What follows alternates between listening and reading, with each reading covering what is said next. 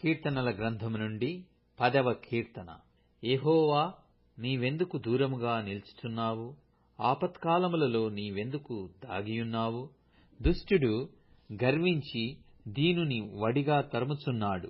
వారు యోచించిన మోసక్రియలలో తామే చిక్కుకొందురుగాక. దుష్టులు తమ మనోభిలాషను బట్టి అతిశయపడుదురు. లోభులు యెహోవాను తిరస్కరింతురు.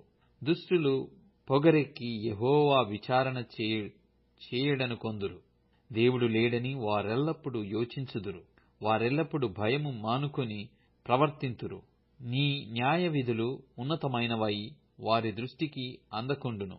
వారు తమ శత్రువులనందరినీ చూచి తిరస్కరింతురు. మేము కదల్చబడము, తరతరముల వరకు ఆపద చూడము అని వారు తమ హృదయములలో అనుకొందురు.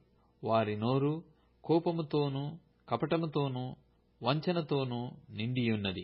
వారి నాలుక క్రింద చేటును పాపమును ఉన్నవి. తామున్న పల్లెలయందలి మాటు చోటులలో పొంచియుందురు. చాటైన స్థలములలో నిరపరాధులను చంపుదురు. వారి కన్నులు నిరాధారులను పట్టుకొనవలెనని పొంచి చూచును. గుహలోని సింహము వలె వారు చాటైన స్థలములలో పొంచియుందురు. బాధపడు వారిని పట్టుకొన పొంచియుందురు. బాధపడు వారిని తమ వలలోనికి లాగి పట్టుకొందురు. కాగా నిరాధారులు నలిగి వంగుదురు. వారి బలాత్కారము వలన నిరాధారులు కూలుదురు. దేవుడు మరచిపోయెను, ఆయన విముఖుడై ఎప్పుడునూ చూడకుండును అని వారు తమ హృదయములలో అనుకొందురు. యెహోవా, లెమ్ము. దేవా, బాధపడు వారిని మరువక నీ చెయ్యి ఎత్తుము. దుష్టులు దేవుని తృణీకరించుట ఏలా? నీవు విచారణ చేయవని వారు తమ హృదయములలో అనుకొనుట ఏలా? నీవు దీనిని చూచియున్నావు గదా. వారికి ప్రతీకారము చేయుటకై నీవు చేటును పగను కనిపెట్టి చూచుచున్నావు. నిరాధారులు తమ్మును నీకు అప్పగించుకొందురు. తండ్రి లేని వారికి నీవే సహాయుడవైయున్నావు. దుష్టుల భుజమును విరగగొట్టుము.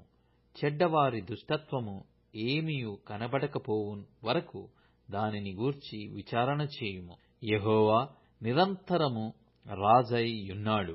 ఆయన దేశములో నుండి అన్యజనులు నశించిపోయిరి. యెహోవా లోకులు ఇకను భయకారకులు కాకుండునట్లు బాధపడు వారి కోరికను నీవు వినియున్నావు.